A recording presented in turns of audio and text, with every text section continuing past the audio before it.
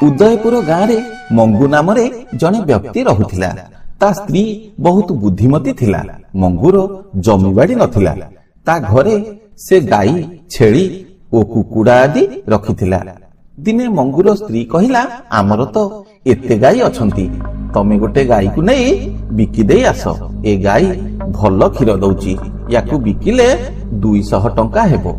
आसिला बेले 20 टंका रे गोटे छेली किनी घर को नहीं आसीबो। ता परदिन सकाळे मंगू ता गाई को धरी पशु बजार जीवाको बाहरिला। मंगू एक जंगल रास्ता दे जाउथाय।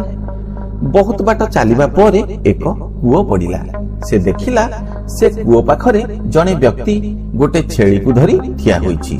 जेतेबेले मंगू ता पाखापाखी होईगला, लोकटी मंगू को देखि पचारिला, भाई एते टाण खरारे कुआडे जाउछ?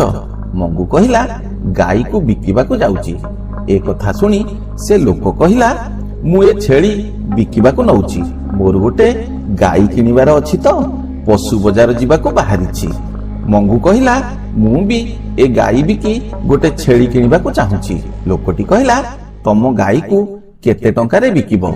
मंगू कहिला, 200 टंका रु कम हेले देबिनी।